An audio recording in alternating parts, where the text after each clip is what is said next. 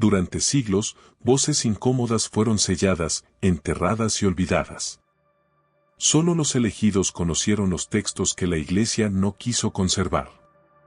En los primeros siglos, la comunidad cristiana debatía libremente qué escritos reflejaban la verdadera enseñanza de Jesús. No existía canon cerrado, cada evangelio competía por credibilidad. Los evangelios apócrifos surgieron en ese terreno fértil de discusión, relatos sobre Jesús, sus discípulos y visiones divinas que no encajaban con la autoridad creciente de Roma. Algunos provenían de círculos gnósticos, comunidades que buscaban el conocimiento directo, revelaciones secretas y la experiencia mística del Cristo liberador. Otros, como el Evangelio de María, defendían la igualdad de género en la transmisión del mensaje, algo intolerable para el patriarcado eclesiástico. Cuando el Concilio de Nicea y posteriores sínodos buscaban unificar doctrina, dejaron fuera todo texto que cuestionara la jerarquía clerical, los sacramentos oficiales o la naturaleza de la salvación. Ordenaron destruir códices, quemar manuscritos y excomulgar a quienes insistieran en leer esos escritos. El miedo al pluralismo teológico impulsó la censura masiva. El hallazgo de Nag Hammadi en el desierto egipcio en 1945 reveló bibliotecas enterradas, evangelios que hablaban de un Cristo distinto, de enseñanzas prohibidas y de caminos alternativos hacia Dios. Allí aparecieron textos como el Evangelio de Tomás, que recopilaba dichos secretos de Jesús, el Evangelio de Judas, que elevaba al traidor a una figura de sacrificio voluntario, y el Evangelio de María, que otorgaba a una mujer el papel de líder espiritual. Esos escritos muestran que la conformidad no era la única opción, existían comunidades que experimentaban la fe con libertad y cuestionaban los dogmas emergentes. El Vaticano los consideró heréticos y los ocultó.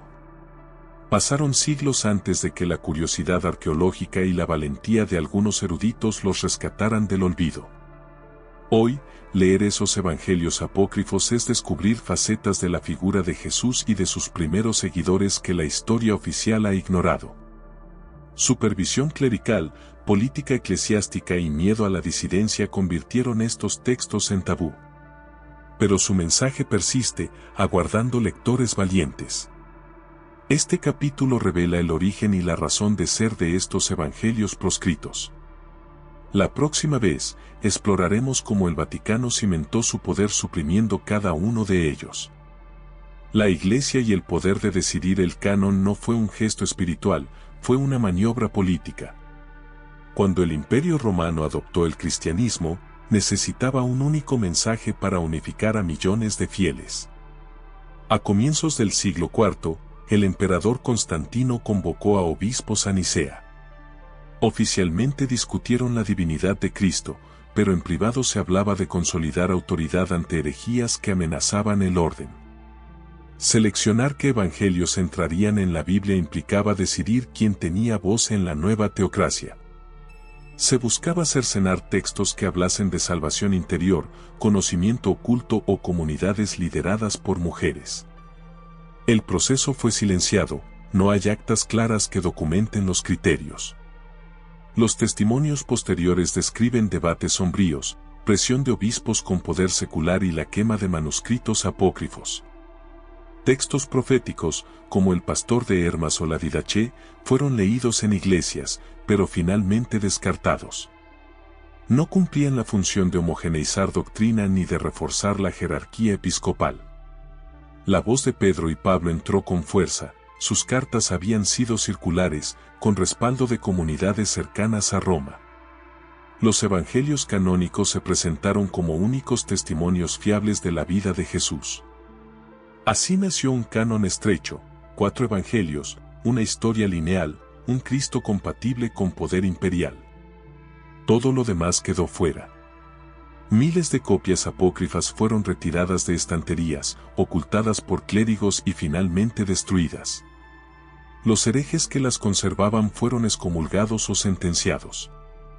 El triunfo del canon oficial no solo formó la Biblia, definió la teología, la liturgia y la moral de la cristiandad por siglos. Hoy, Las páginas selladas de aquellos documentos proscritos esperan que alguien las lea y cuestione la versión única que se impuso con nombre de verdad. En diciembre de 1945, un campesino egipcio desenterró jarras de barro en Nag Hammadi. Dentro encontró códices que cambiarían para siempre la historia del cristianismo.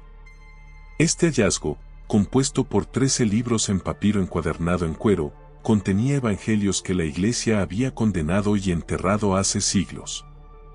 El más famoso, el Evangelio de Tomás, con 114 dichos atribuidos a Jesús, muchos distintos de los canónicos. Algunos revelan enseñanzas místicas y orientaciones esotéricas que no encajaban en la teología oficial. Había también el Evangelio de Felipe, que exploraba el matrimonio espiritual y sugería una relación íntima entre Jesús y María Magdalena, desafiando la idea de un Jesús célibe. Otros textos, como el Evangelio de la Verdad o el Evangelio de la Veracidad, mostraban a un Cristo cósmico, portador de gnosis y luz, muy alejado del Salvador sufriente de los evangelios ortodoxos. Estos manuscritos revelan comunidades que veneraban el conocimiento interno y no la obediencia ciega. Creían en la liberación del alma a través de la sabiduría oculta, no a través de rituales impuestos. La Iglesia Católica, al conocer las primeras filtraciones, reaccionó con alarma. Organismos eclesiásticos intentaron estancar la difusión y desacreditar a los eruditos que estudiaban los códices. La Fundación Nag Hammadi se creó para traducir y publicar estos textos, pero los obstáculos fueron numerosos: financiación bloqueada, censura encubierta y presiones políticas.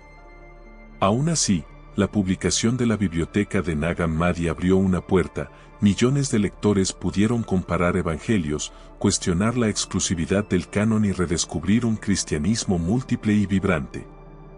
El manuscrito de Nag Hammadi cambió la historia, demostró que el cristianismo primitivo no fue monolítico, sino un mosaico de creencias en pugna. Y lo más importante, puso de manifiesto que la verdad religiosa puede ocultarse, pero nunca erradicarse. Una vez descubiertos y traducidos, los evangelios apócrifos se enfrentaron a la resistencia más férrea, la maquinaria de censura del Vaticano. Desde el siglo IV, los sínodos y concilios habían implantado normas estrictas contra cualquier texto no autorizado. La Inquisición medieval fue su brazo ejecutor. Oficiales eclesiásticos recorrían monasterios y bibliotecas en busca de manuscritos no canónicos, incautándolos y llevándolos a las salas de tortura para extraer confesiones. En el Renacimiento, a pesar del florecimiento del humanismo, la Santa Sede reforzó la Index Librorum Prohibitorum. Cualquier obra que incluyera fragmentos de los evangelios no oficiales era enviada al fuego, a menudo sin mención pública. Durante la Contrarreforma, se intensificó la vigilancia. Impresores que osaban reproducir citas de Tomás, Felipe o María Magdalena recibían multas, excomuniones y, en casos extremos, la hoguera. Precisamente por ello, muchos códices apócrifos fueron fragmentados. Algunos obispos ordenaron cortar páginas completas para evitar que cayeran en manos de la herejía, y luego se enterraban restos en criptas de iglesias. En el siglo XIX, mientras el mundo redescubría estos textos, el Vaticano siguió negando su importancia. Los teólogos oficiales calificaban al Evangelio de Judas de fantasía diabólica y al de veridad de interpretación errónea de la gnosis. Las primeras traducciones modernas, publicadas en Europa y Estados Unidos, encontraron resistencia encubierta, investigadores que perdían subvenciones, universidades que vetaban cursos sobre apócrifos, editoriales que rechazaban manuscritos. Aún hoy, seminarios y conferencias patrocinadas por la Iglesia rara vez incluyen clases sobre estos evangelios. Cuando aparecen en debates académicos, son presentados como curiosidades históricas sin valor teológico, minimizando su potencial de cuestionar dogmas. La censura del Vaticano no fue solo destrucción de libros, sino desprestigio sistemático de sus portavoces. Sacerdotes, monjas y laicos que defendieron su lectura fueron marginados y obligados a retractarse bajo pena de suspensión. Sin embargo, cada acto de represión alimentó el deseo de conocer la verdad. En la era digital, versiones escaneadas circulan en línea, seminarios independientes analizan sus enseñanzas, comunidades de búsqueda espiritual los incorporan en liturgias alternativas. El intento de silenciar estos evangelios revela el temor a que, una vez leídos, transformen la fe de millones. Pero la historia muestra que ningún manuscrito quemado puede evitar que la curiosidad humana sea leyenda viva. El Evangelio de Eva surge en los primeros siglos después de Cristo, en comunidades gnósticas que rivalizaban con la ortodoxia. No fue un texto oficial, sino un manuscrito secreto, transmitido de iniciada a iniciada. Se cree que su autoría corresponde a una discípula anónima, inspirada por visiones místicas de María Eva, interpretada como primera mujer según algunas tradiciones apócrifas. El texto se escribió originalmente en lengua copta, alrededor del siglo II, en un entorno donde la experiencia directa de lo divino se valoraba más que la obediencia a jerarquías. En el Evangelio de Eva, la protagonista recibe enseñanzas de Jesús sobre la igualdad entre géneros y la unión de lo femenino y lo masculino en la comprensión espiritual. Las primeras referencias a este evangelio aparecen en cartas gnósticas y sermones destruidos por el poder eclesiástico. Se menciona en los escritos de Hipólito de Roma como una narración desviada, propia de mujeres herejes. Fue copiado en códices compartidos en círculos militares y monásticos alejados de la sede de Roma. Sus páginas eran guardadas bajo llave, para leerse solo en ceremonias privadas. El Evangelio de Eva plantea que María Magdalena no fue la única mujer con visión. Eva misma, la madre de la humanidad, recibió revelaciones sobre la unidad divina que luego transmitió a otras. Esta autoría femenina, revolucionaria para la época, desafiaba el monopolio clerical de la revelación. Por eso los concilios decidieron erradicar cualquier rastro, mandando destruir copias y perseguir a sus guardianas. El texto sobrevivió gracias a fragmentos encontrados en cuevas del desierto egipcio y en manuscritos ocultos en bibliotecas etíopes. Cada fragmento fue reunido por investigadores a lo largo de 2 siglos. Hoy, su autoría anónima sigue siendo un símbolo del poder silenciado de las mujeres en la historia de la fe. Y sus palabras retan al lector a reconocer que la experiencia de lo divino no pertenece a un solo género ni a un solo credo. El Evangelio de Eva ofrece enseñanzas profundas sobre la igualdad de género, presentando a mujeres y hombres como portadores de la chispa divina en igual medida. No hay jerarquías, cada ser humano es imagen y reflejo de la totalidad de Dios. Uno de sus pasajes más reveladores afirma: ni el varón sin la hembra, ni la hembra sin el varón puede comprender el misterio de la vida. Esta frase, desconocida para muchos, cuestiona directamente la tradición patriarcal. El texto describe una ceremonia iniciática donde Eva y Adán reciben por igual el soplo divino, celebrando la unión de polaridades como clave para la plenitud espiritual. A lo largo de varias secciones, se narra cómo Jesús instruye a sus discípulas en formación teológica, equiparándolas a los apóstoles varones. Se menciona a María Magdalena, Lidia y otras mujeres como maestras y guardianas de conocimientos sagrados. Estas enseñanzas se centraban en la idea de que la salvación no era un don administrado desde una jerarquía, sino un despertar que ocurría interiormente, sin distinción de sexo. El Evangelio de Eva critica abiertamente la usurpación masculina de los sacramentos, señalando que los rituales deben ser compartidos y reinterpretados por la comunidad, incluidos hombres y mujeres por igual. Esta visión despertó temor en líderes eclesiásticos, otorgaba autoridad espiritual a mujeres, desafiando el monopolio clerical y la estructura del sacerdocio exclusivamente masculino. Por eso, las copias fueron escondidas en criptas femeninas, sus guardianas fueron acusadas de promover doctrinas profanas y sus fragmentos arrancados de manuscritos mixtos. A pesar de la persecución, las semillas de esta igualdad siguen germinando, hoy. Movimientos de justicia de género en iglesias y comunidades espirituales reivindican estas enseñanzas como prueba de una tradición cristiana olvidada.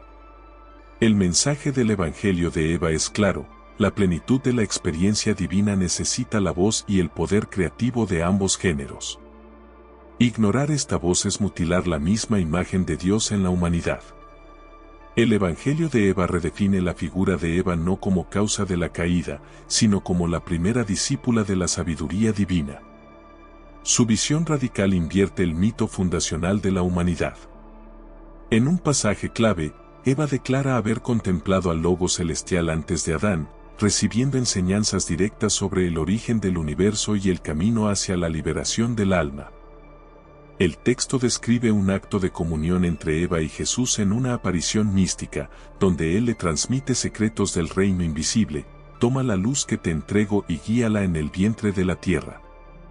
Esta escena no aparece en ningún evangelio canónico. Allí, Eva solo existe como sombra. Aquí, es protagonista y mensajera. El autor apócrifo sostiene que Eva enseñó a otros discípulos, fundando círculos de mujeres iniciadas, donde se compartían oráculos gnósticos y rituales de conocimiento interior. Se narran escenas de conspiración pacífica: Eva y un grupo de discípulas esconden pergaminos, se reúnen en cavernas y transmiten la experiencia divina mediante el canto y la danza sagrada. Este relato no solo exalta a Eva, cuestiona la narrativa oficial que relegó a la mujer a papel secundario. El Evangelio de Eva propone una historia paralela, donde la primera maestra humana supera a los apóstoles varones en cercanía al Maestro. Los fragmentos hallados en Nag Hammadi muestran símbolos de serpientes y rosas, ilustrando la doble naturaleza de Eva como sabiduría y transformación. Leer esta visión permite comprender que, en el cristianismo primitivo, hubo corrientes que valoraban la intuición y la experiencia femenina tanto como la doctrina. Y más aún, este evangelio reclama el derecho de las mujeres a liderar la transmisión espiritual. Un reclamo que, perseguido, resurge hoy en comunidades que buscan recuperar esa voz original. El Evangelio de Eva representaba una amenaza directa para la autoridad masculina porque convertía a la mujer en portadora legítima de revelación divina, algo intolerable para un clero que se basaba en la exclusividad de sacerdotes varones. En sus páginas se afirma que Eva, María Magdalena y otras maestras recibieron enseñanzas de Jesús iguales o superiores a las de Pedro, Santiago o Juan, subvirtiendo la primacía apostólica tradicional. Ese modelo de comunidad igualitaria implicaba la desaparición de los obispos y presbíteros como única vía de acceso a Dios. La salvación y la gnosis quedarían al alcance de cualquier iniciada. Claudio Eliano, un escritor cristiano del siglo III, advertía contra quienes levantan el velo sin la autorización de los ancianos. Claramente se refería a textos como el de Eva, donde no hay jerarquía que regule la experiencia mística. Además, el Evangelio proponía rituales de iniciación en los que mujeres ungían a otras mujeres con óleo y letanías secretas, prácticas prohibidas por el canon litúrgico oficial, que solo admitía mujeres como receptoras pasivas de sacramentos. Al empoderar a la mujer como sujeto activo y maestro, el texto socavaba la estructura patriarcal del poder eclesiástico, basada en el sacerdocio exclusivamente masculino y en el control de la transmisión doctrinal. En diversas cartas heréticas recuperadas de códices quemados, se acusa a las lectoras de Eva de fomentar la anarquía cristiana y perturbar la paz en las comunidades. Con ello se evidencia el temor a que la voz femenina desordenara el orden social y religioso. La autoridad masculina respondió con decretos. Concilios como Efeso, 431 después de Cristo, prohibieron a las mujeres enseñar en reunión alguna, y se mandó destruir cualquier evangelio que las mostrara como discípulas.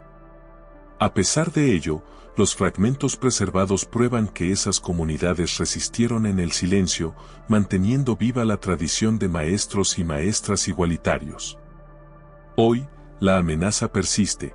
Cada vez que se alza una voz femenina en los altares, resuena el eco de aquel evangelio proscrito, recordándonos que la espiritualidad auténtica no entiende de géneros ni de exclusiones clericales. El hallazgo del Evangelio de Tomás fue una revolución silenciosa.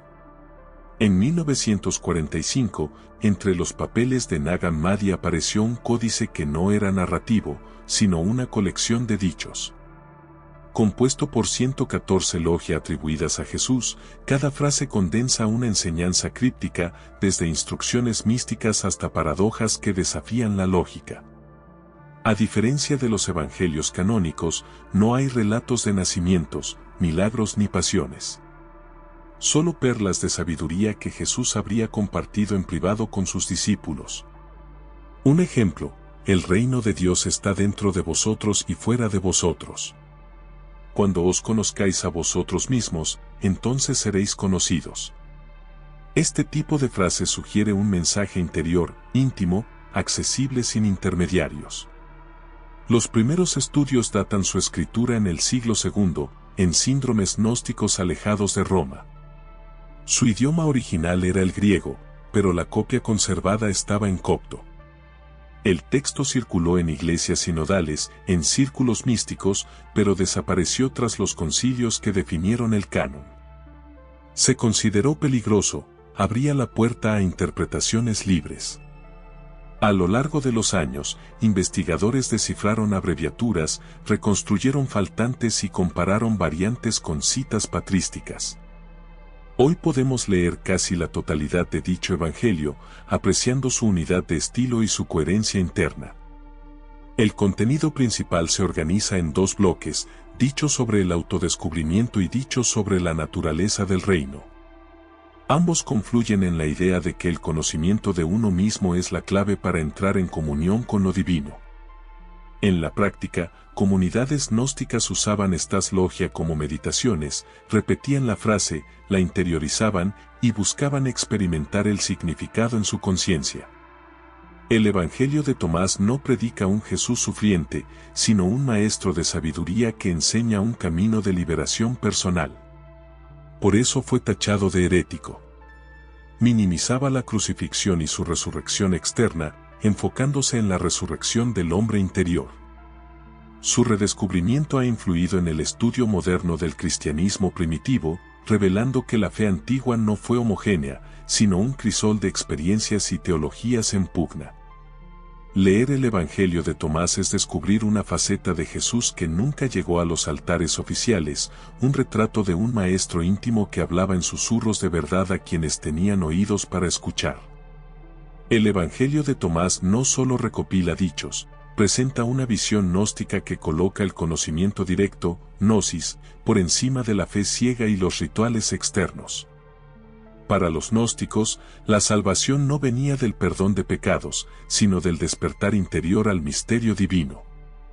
En varias logias Jesús dice: yo soy la luz que está sobre todos ellos. Yo soy el todo surgió de mí y al todo retornará. Esta afirmación no habla de un redentor distante, sino de una chispa divina interna que cada persona lleva en sí. La gnosis según Tomás se basa en la experiencia personal. El discípulo debe conocerse a sí mismo para descubrir las claves del reino. Esto contradecía la visión oficial que insistía en la mediación clerical y los sacramentos como únicos caminos hacia la salvación. Además, el texto propone que el secreto de los apóstoles no era un dogma, sino un camino de autoconocimiento. Quien encuentre la interpretación de estas palabras, no probará la muerte. No hay mención de credos ni de evangelios formales, sino de revelaciones compartidas en grupos íntimos. Para los gnósticos, el Cristo histórico y el Cristo revelador eran dos aspectos de un mismo ser, uno visible y otro místico. Tomás enfatiza el segundo, cultivando prácticas de meditación y contemplación que buscaban revelar ese Cristo interior. Esta gnosis directa se transmitía en rituales de silencio y repetición de dichos, muy distintos de la liturgia pública de la Iglesia. Era un conocimiento secreto reservado a quienes demostraban pureza de corazón. Por eso fue censurada, cuestionaba el monopolio de la jerarquía, ponía en jaque la necesidad de templos, clérigos y sacrificios colectivos. La gnosis de Tomás no cabía en un sistema centralizado. Leer estas logias es experimentar un eco de esa sabiduría primitiva, un llamado a mirar dentro de uno mismo antes que al altar. Un recordatorio de que el cristianismo primitivo fue un crisol de corrientes y que la gnosis fue una de las más poderosas. Desde los primeros siglos, el Vaticano advirtió el peligro del Evangelio de Tomás porque sus enseñanzas amenazaban la autoridad oficial, si la salvación estaba en el interior de cada creyente. ¿Para qué necesidad de sacerdotes, obispos o dogmas impuestos? Los concilios de Hipona, 393, y Cartago, 397, establecieron el canon definitivo y, sin nombrar a Tomás explícitamente, prohibieron toda obra que promoviera conocimiento secreto o verdades inaccesibles al pueblo. En testimonios de los padres de la Iglesia, como Ireneo y Tertuliano, se denuncia a aquellos que ocultan las palabras de Jesús en alegorías tontas, refiriéndose indirectamente a textos como Tomás. La acusación era clara, su uso fomentaba el orgullo espiritual, la soberbia de creer que uno podía entender sin mediación eclesiástica. La humillación de la fe se convertía en herejía. A lo largo de la Edad Media, la Inquisición incluyó entre sus mandamientos la destrucción de libros que enseñen la salvación por conocimiento interior, categoría en la que cayó el Evangelio de Tomás. Durante el Renacimiento, humanistas como Lorenzo Valla recuperaron fragmentos, pero vivieron con el temor de ser tildados de herejes. Muchas copias se ocultaron tras comentarios bíblicos, insertadas de contrabando. En la Contrarreforma, la Iglesia reforzó el índice de libros prohibidos, cualquier mención de Tomás era motivo de excomunión. El texto pasó a ser prohibido sin necesidad de juicio, literalmente sellado como veneno espiritual. En el siglo XX, cuando los códices de Nag Hammadi salieron a la luz, el Vaticano reaccionó subrayando su ausencia de valor pastoral, minimizando su antigüedad y descalificando a los estudiosos. Aún así, la persistencia de investigadores independientes y la curiosidad de lectores pusieron en circulación traducciones que hoy circulan en miles de sitios web. El intento de silenciar a Tomás reveló el miedo a que la fe se convierta en búsqueda. Tradicionalmente marginado, el Evangelio de Tomás ha influido de manera profunda en corrientes esotéricas y espiritualidades alternativas. Desde la teología mística hasta movimientos de nueva era, sus dichos se han convertido en textos de meditación. En la literatura esotérica, Tomás es referencia obligada. Autores como Carl Jung alabaron su enfoque del conócete a ti mismo como un camino de transformación psicológica y espiritual. Comunidades gnósticas modernas usan sus logia en rituales de luz interior, repiten frases en coro, las plasman en mandalas y buscan experiencias de éxtasis contemplativo.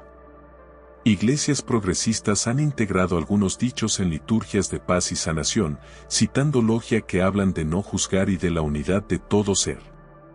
Además, Tomás ha inspirado obras artísticas, desde óperas que dramatizan sus parábolas, hasta esculturas que representan a Jesús portando un rollo con el texto. En la psicología transpersonal, sus enseñanzas se asocian a procesos de individuación, la búsqueda del Cristo interior como metáfora del self. Y en la música, bandas de rock y rituales chamánicos han incorporado sus frases como estribillos de redención personal. Esta influencia demuestra que el Evangelio de Tomás no solo fue un documento primitivo, sino una invitación a una fe viva, adaptable, que trasciende dogmas y estructuras.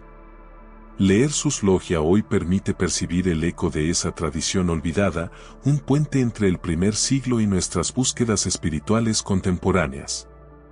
Así, la herencia de Tomás sigue viva, no como reliquia arqueológica, sino como semilla de conciencia interior. María Magdalena, para el canon oficial, es la pecadora redimida y testigo de la resurrección.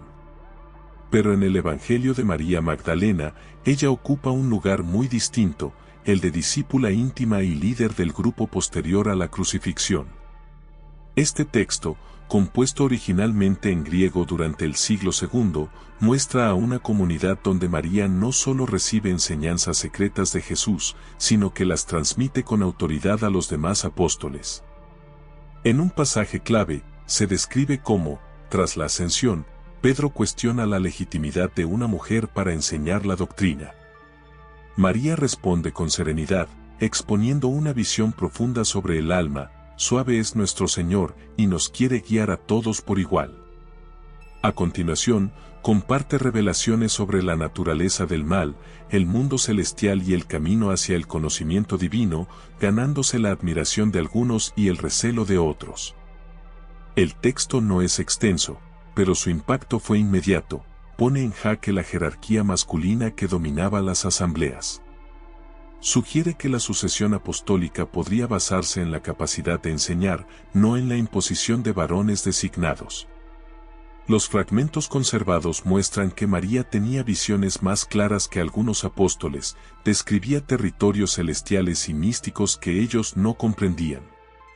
Era vista como portadora de un conocimiento superior. Las primeras referencias a este evangelio aparecieron en escritos de la escuela de Alejandría, vinculados a cristianos gnósticos que valoraban lo femenino como vía de revelación. La voz de María Magdalena no se limita a lo emotivo, propone un modelo de comunidad donde se discute abiertamente la duda, el pecado y la liberación interior, sin condenas ni exclusiones. Por eso el texto fue tachado de blasfemia en concilios posteriores. Se ordenó destruir cualquier manuscrito donde apareciera como maestra de la verdad. Hoy, la recuperación de su evangelio nos obliga a repensar nuestra visión de los apóstoles. No todos fueron varones conformistas. Hubo quien desafió, enseñó y guió con voz propia. Leer el Evangelio de María Magdalena es descubrir a la primera mujer predicadora, una voz temprana de inclusión y una invitación a cuestionar las estructuras de poder que aún perduran. En varios pasajes del Evangelio de María Magdalena, Jesús elige a María como primera receptora de revelaciones profundas antes que a Pedro o a Juan. Por ejemplo, le confía secretos sobre la creación del alma y la ascensión al pleroma, un conocimiento que los apóstoles varones admiten no comprender. En un diálogo, María describe el origen de la materia como sombra del espíritu, usando símbolos de luz y oscuridad. Pedro reacciona con celos y acusa a Jesús de hablar en parábolas difíciles, pero María aclara los significados, demostrando su autoridad interpretativa. Otro fragmento muestra a María consolando a Tomás, que duda, recitando un sermón sobre el valor de la fe interior, un rol pastoral que solo se asigna a ella. Este pasaje revela un liderazgo que supera el simple testimonio de la resurrección. La inclusión de mujeres en roles de enseñanza no era anecdótica, el texto suscribe un modelo comunitario donde cada creyente, sin importar su género, tiene acceso directo a la revelación. Estas narraciones invitan a reconsiderar el papel secundario que le dieron los evangelios canónicos y a imaginar iglesias donde las mujeres pudieran predicar, redactar sermones y guiar rituales. La valentía de María inspira debates contemporáneos sobre género en la iglesia. ¿Por qué silenciar a una apóstol que hablaba de igualdad tan laudatoria? ¿Cuántas narrativas alternativas se perdieron por el miedo a perder el control clerical? Estos pasajes resuenan hoy como un eco histórico, recordándonos que la exclusión no es divina, sino política.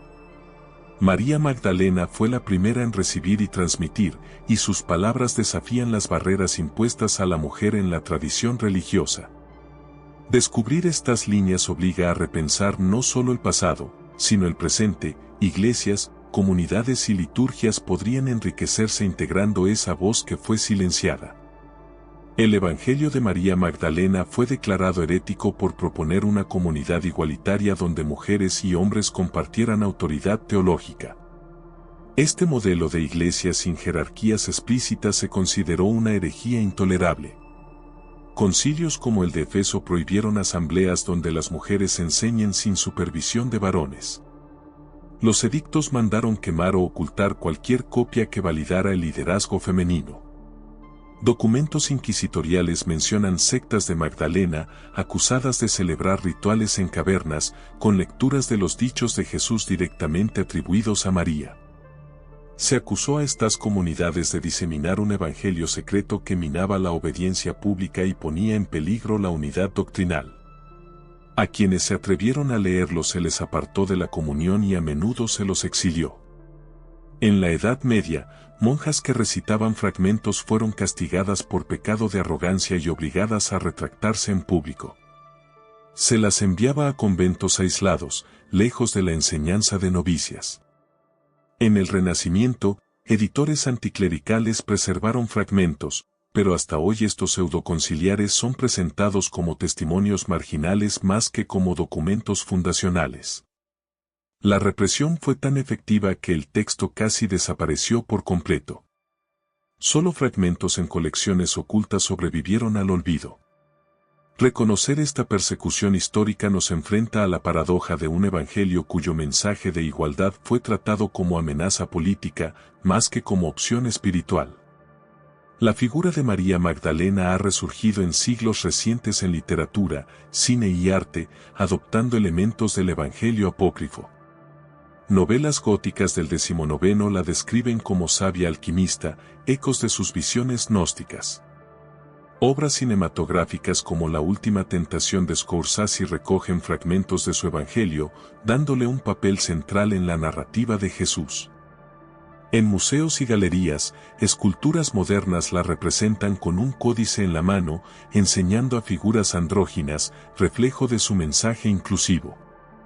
En el ámbito académico, estudios feministas la ven como símbolo de resistencia teológica. Conferencias y congresos la incluyen en paneles sobre mujeres fundadoras de tradiciones religiosas. Movimientos de espiritualidad alternativa han adoptado rituales basados en su evangelio, meditaciones grupales de acta de revelación usando sus palabras para empoderar a mujeres. Incluso algunas órdenes monásticas contemporáneas han creado cursos de teología de la Magdalena, explorando su papel como apóstol y su relevancia en la vocación femenina.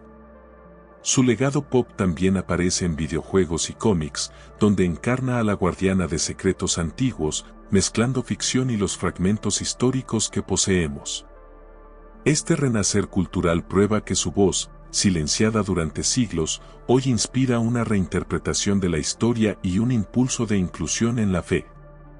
La fascinación moderna por María Magdalena confirma que, más allá de su evangelio prohibido, su figura encarna la búsqueda de una espiritualidad igualitaria y transformadora. El evangelio de Judas reapareció tras un monótono silencio de 16 siglos, cuando un códice copto emergió en 1970 y, tras disputas legales, se publicó en 2006, revelando una narrativa sorprendente. A diferencia de la tradición que pinta a Judas Iscariote como traidor malvado, este texto lo presenta como el discípulo más cercano a Jesús, aquel a quien el Maestro confió el acto supremo de liberación. Escrito probablemente entre los siglos II y III por comunidades gnósticas alejadas de Roma, el Evangelio original circuló en griego y fue traducido al copto para pequeños grupos que creían en la salvación a través del conocimiento secreto. El manuscrito hallado consta de 46 páginas mal conservadas, erigidas en un códice de piel, que contiene diálogos donde Jesús explica a Judas los misterios del reino: tú sacrificarás al hombre que me viste. Este pasaje, lejos de condenar, subraya que el acto de entregar a Jesús fue un servicio ordenado por el Maestro para liberarlo del cuerpo material y permitir su retorno al pleroma, la morada divina. El texto alterna prosa y versos, combinando cosmología gnóstica, con arcontes, eones y un demiurgo engañoso, y pasajes íntimos de confianza entre Jesús y Judas. Su origen se vincula a la escuela de Siria, quizá a la comunidad de El Catunillé, donde las corrientes misteriosas se mezclaban con influencias judías y helénicas. El contenido destruye el paradigma de la traición, presenta a Judas como ejecutor de un plan cósmico, no como villano, y redefine el papel de la crucifixión como acto de liberación, no de sacrificio expiatorio. Los primeros padres de la Iglesia, como Ireneo, lo citaron en contra: aquí hay fantasía diabólica, dijo, sin más precisión. Luego, sus fragmentos desaparecieron en bibliotecas secretas. Reconstruir su estructura ha costado décadas, las páginas quemadas se cotejaron con citas patrísticas, se compararon variantes y se infirieron versos faltantes. Hoy, el Evangelio de Judas nos desafía a repensar la historia de la traición, la lealtad y el significado de la muerte de Jesús. Y, sobre todo, a aceptar que quizá el traidor fue, en realidad, su confidente más fiel. El Evangelio de Judas fue condenado de inmediato porque socavaba el pilar de la redención, la traición. Si Judas no fue un traidor vil, todo el edificio teológico de pecado y expiación se tambaleaba. A comienzos del siglo III, obispos en Siria y Egipto promulgaron edictos contra las sectas de Judas, ordenando quemar sus libros y excomulgar a sus simpatizantes. Ireneo, en su obra contra las herejías, denunció el texto como fantasía diabólica y lo incluyó entre los escritos a erradicar. Tertuliano acusó a sus lectores de adentrarse en tinieblas infernales. En el Concilio de Cartago, 397, aunque no se menciona por nombre, se aprobó el canon que excluía toda obra que enseñe una salvación distinta a la muerte sacrificial de Cristo. Manuscritos fueron ocultados en bóvedas subterráneas y bibliotecas privadas. Los pocos fragmentos que escaparon fueron atribuidos a textos gnósticos, dolorosamente marginados. Durante la Edad Media, inquisidores citaron a Judas como advertencia contra la curiosidad doctrinal y su evangelio permaneció sellado en archivos del Vaticano. Solo en el Renacimiento tardío empezaron coleccionistas privados a reunir fragmentos, pero cualquier intento de publicación se enfrentaba a censura encubierta.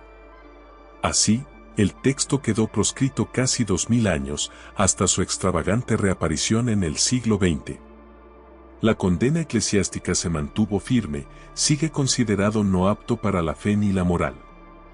Entre las pocas referencias que sobrevivieron, se cita al Origen del siglo III, quien mencionó brevemente el Evangelio como ejemplo de enseñanza que entretiene al diablo.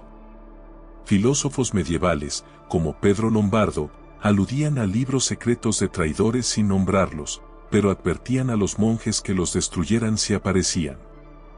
En Crónicas de Viajeros Bizantinos se alude a comunidades cristianas en Siria que veneraban a Judas como heraldo del misterio, un eco apenas velado de su evangelio. En manuscritos coptos de El Cairo se encontraron glosas marginales: evita este libro, no es de Dios, consignado con tinta roja. También apareció una lista anónima de libros de los herejes donde el evangelio de Judas encabezaba con letras mayúsculas y advertencia de excomunión. Estos testimonios demuestran que la persecución fue extensa, bibliotecas enteras fueron revisadas, libros arrancados, manos exhibidas como trofeo de la ortodoxia. A pesar de ello, los ecos del texto circularon en comunidades gnósticas clandestinas, donde se repetían los pasajes más reveladores en susurros ceremoniales. La historia de su condena es la historia de la intolerancia al disenso. Prohibir un evangelio era, en el fondo, prohibir un modo diferente de entender a Cristo. Hoy, el Evangelio de Judas inspira reflexiones profundas sobre la naturaleza del mal, la libertad y el sacrificio. Escritores contemporáneos ven en Judas al arquetipo del mártir voluntario, el héroe trágico que entendió el plan divino mejor que nadie. Teólogos alternativos lo citan para cuestionar el dogma de la expiación: ¿fue Jesús un sacrificio impuesto o voluntario? Artistas lo han plasmado en novelas gráficas y obras de teatro donde Judas se convierte en protagonista moral, no en villano. Filósofos estudian su evangelio para debatir la ética de la obediencia: ¿es traición si obedeces la voluntad divina?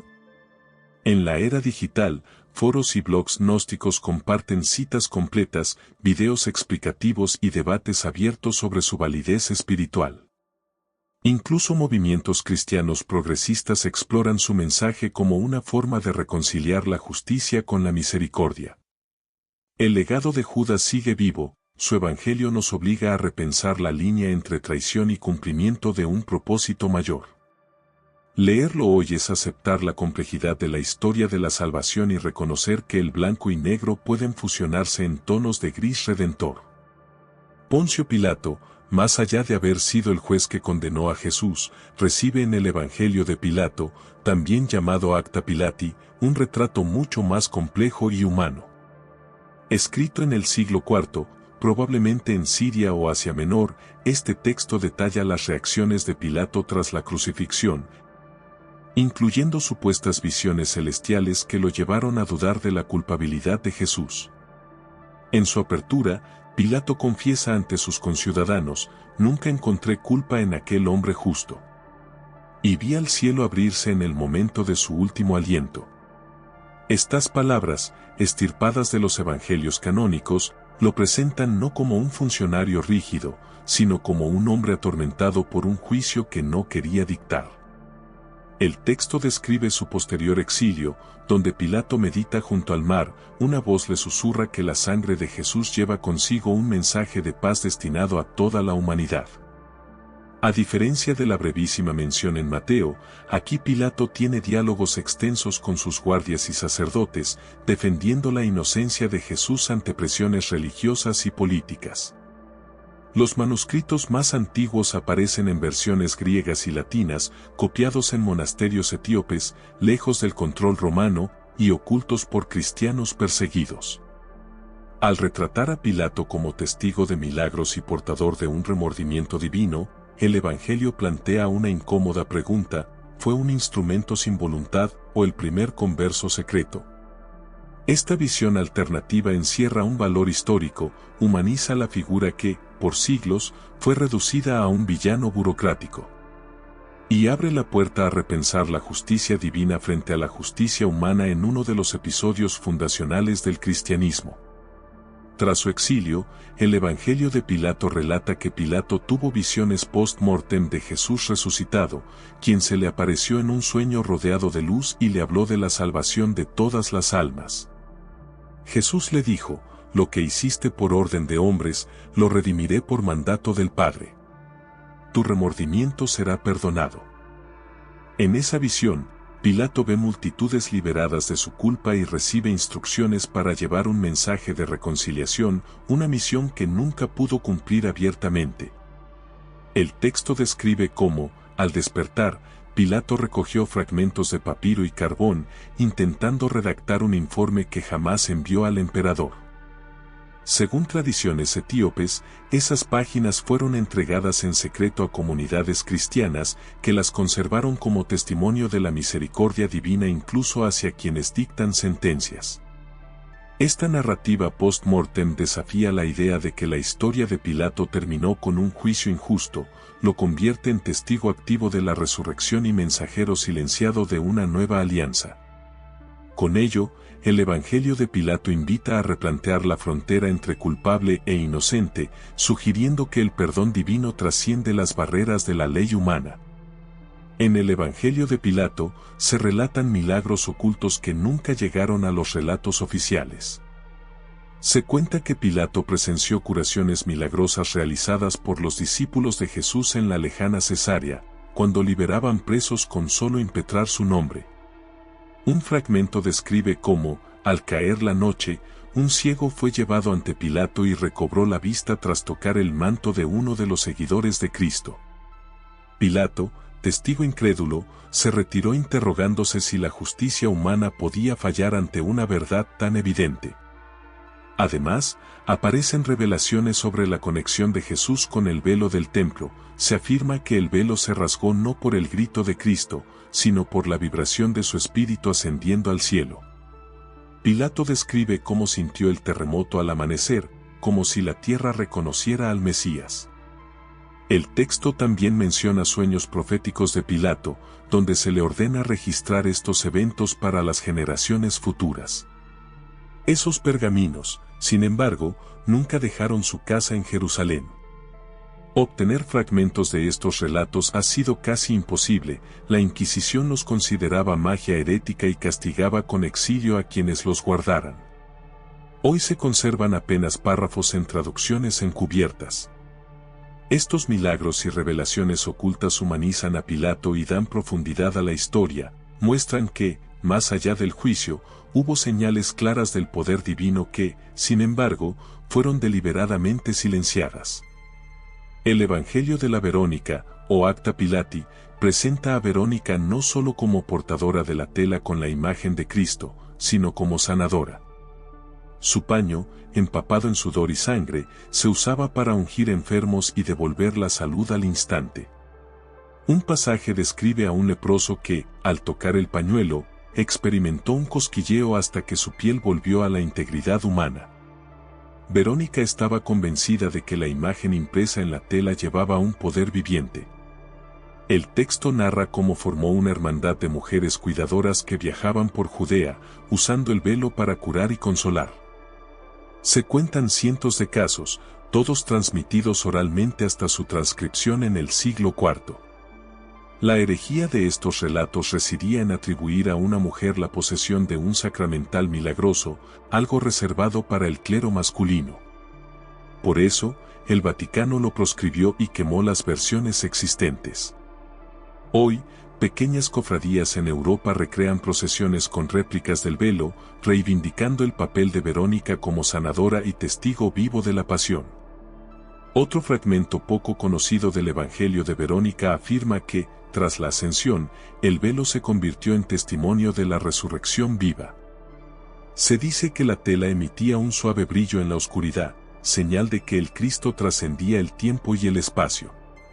Verónica, recordando la experiencia, ordenó guardarlo en un cofre sellado con inscripciones hebreas y griegas que solo se abriría al fin de los tiempos.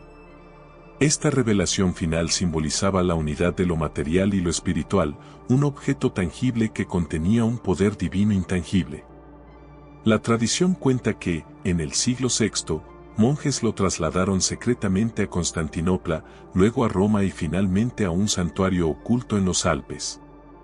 Desde entonces, su ubicación exacta se mantiene en el más estricto secreto.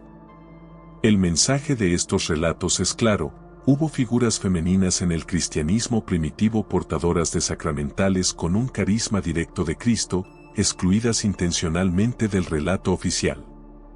Leer sobre sus visiones y milagros nos recuerda que la tradición eclesiástica ha elegido qué maravillas mostrar y qué prodigios encubrir. Tras recorrer evangelios sellados, míticos y marginados, surge una pregunta inevitable. ¿Qué cambia en tu fe cuando sabes que estos textos existieron? Ya no puedes hablar de una sola historia. Ahora comprendes que el cristianismo primitivo fue un mosaico vibrante de voces, cada una con su propia verdad revelada. Leer estos evangelios apócrifos te enfrenta a la multiplicidad de Jesús, maestro de sabiduría, revelador de secretos cósmicos, liberador de esclavos, sanador carismático, cómplice de traidores y amigo de mujeres iniciadas. Tu corazón de creyente experimenta dos movimientos contrapuestos: por un lado, la emoción de la novedad y la ampliación del horizonte espiritual; por otro, la perplejidad de descubrir la arbitrariedad de los cánones impuestos. Dejas de ser un receptor pasivo de una tradición unívoca. Te conviertes en explorador, comparas textos, sopesas interpretaciones, te sumerges en diálogos centenarios de herejía y ortodoxia. Esa exploración puede fortalecer tu fe, dándole raíces más profundas y una conciencia más libre. O puede quebrarla si entendías la verdad como monolítica y ahora la ves plural. Reconocer que la Iglesia silenció estas voces no es un golpe a la fe, sino una invitación a la responsabilidad, la de leer con discernimiento, cuestionar con respeto y construir creencias con fundamento propio. El milagro no está solo en la resurrección de Cristo, sino en tu capacidad de resucitar preguntas que se daban por muertas. Al asomarte a estos evangelios, comprendes que la salvación no se reduce a un dogma, sino a la apertura del espíritu a la diversidad de revelaciones. Y entiendes que, más allá de lo oficial, la verdad puede ser un río subterráneo que busca brotar. Si decides explorar estos textos prohibidos, tu relación con la fe se volverá más consciente, más responsable y, quizá, más auténtica. Porque la fe que resiste al cuestionamiento no es fe, es hábito. Y la fe verdadera se nutre de preguntas, no de respuestas impuestas. Llegamos al final de este viaje por textos que quedaron fuera del canon, silenciados por el poder eclesiástico y enterrados por el miedo. Has conocido a un Cristo múltiple, revelador de misterios interiores, maestro de sabiduría, sanador encubierto y protagonista de relatos donde el papel femenino y la traición adquieren nuevos sentidos. Estos evangelios apócrifos no son reliquias muertas, sino voces que reclaman ser escuchadas. La verdadera revolución espiritual no consiste en aceptar lo impuesto, sino en buscar la autenticidad de lo divino en cada texto y en cada experiencia. Hoy, tu fe tiene dos caminos. Seguir el camino impuesto, donde solo una versión cuenta. O adentrarte en la pluralidad, donde la diversidad de relatos enriquece tu entendimiento. Decidirte por la segunda opción implica asumir responsabilidad, leer, comparar, meditar y discernir sin miedo. La Iglesia estableció un canon para unificar. Pero tu búsqueda personal puede restaurar la riqueza original de la tradición cristiana. Tal vez no cambies de creencia, pero ganarás una libertad interior que te permitirá ver la fe como un encuentro vivo, no como un dogma muerto. Gracias por acompañarnos hasta aquí. Si este video despertó tu curiosidad, suscríbete, comparte y déjanos tu comentario. ¿Cuál de estos evangelios prohibidos te impactó más? Porque la fe que se enriquece con preguntas, es la fe que vence al silencio. Nos vemos en el próximo video, donde volveremos a explorar verdades enterradas y narraciones olvidadas. Hasta entonces, sigue buscando.